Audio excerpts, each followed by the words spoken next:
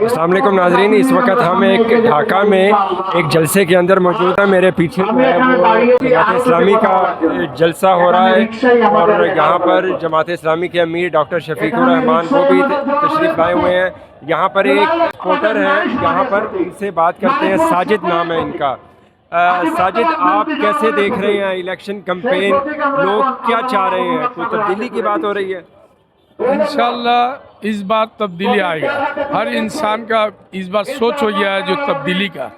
جتنا بار ہم لوگ جو ووٹ دیا ہے، آگے دونوں سرکار کو ووٹ دیا ہے، لیکن ہم لوگ کا کوئی فائدہ نہیں، ہمیشہ دیش جو ہے گرک میں چلا گیا۔ اس بار جو ہے ہر انسان کا سوچ ہے جو چینج، ہم لوگ دونوں کو ووٹ دیے۔ اس بار ہم لوگ یہ جماعت اسلام کو ووٹ دے کے سب ہم لوگ چاہ رہے جو آئے، اور ہم کیا پورا بنگلہ دیش کا آدمی چاہ رہے ہیں جو اس تبدیلی آئے، چینج آئے۔ جب اس چینج کے لیے تو ایک سرکار کو بھگایا گیا، دوسرا پھر اگر ویسے ہی سرکار آ جائے تو پھر اتنا جو جولائی 14 میں اتنا جو اسٹوڈنٹ مارا، اس سے کوئی اہمیت نہیں رہے۔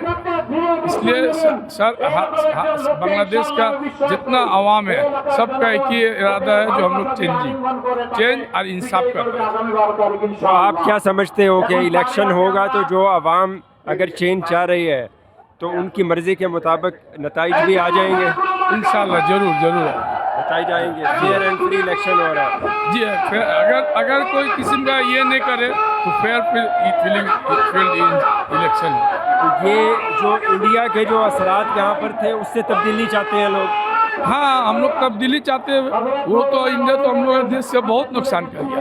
آج دیکھیے جب 1971 کو اس دیش کو سادھن کرنے میں ہم لوگ اتنا بڑا آرمی کا آفیسر نے مارا، لیکن انڈیا ڈھک کے ہم لوگ کا اس دیش میں بی ڈی آر کو مارا گیا۔ جب بی ڈی آر ودروہ میں کوئی بہت بڑا آفیسر مارا، آج پورا دیش آزادی کرنے میں اتنا بڑا آفیسر نے مارا۔ اور اس قسم کا پیخانہ جو ہوتا ہے سورج لائن، اس میں جو کٹ کے نہیں پھینکا، 71 میں بھی نہیں پھینکا، لیکن ہم لوگ پاکستان کو دیکھ کے، آپ کو پاکستانیوں کو دیکھ کے کیسا لگا؟ انشاءاللہ بہت اچھا لگ رہا ہے۔ 17 سال جو ہے ہم لوگ کو اس دیش میں پاکستان سے اور پاکستان کا ہر قسم کا کاروبار سے دور رکھا تھا۔ صرف انڈیا ہی کا کاروبار ان لوگ کا مشن تھا، جو صرف انڈیا کا ہر چیز جھکانا، انڈیا ہی کو ہی کرنا۔ پاکستان کا کاروبار سے لے کے عوام تک، انسان تک، سب چیز وہ لوگ جو بینڈ کر دیا تھا۔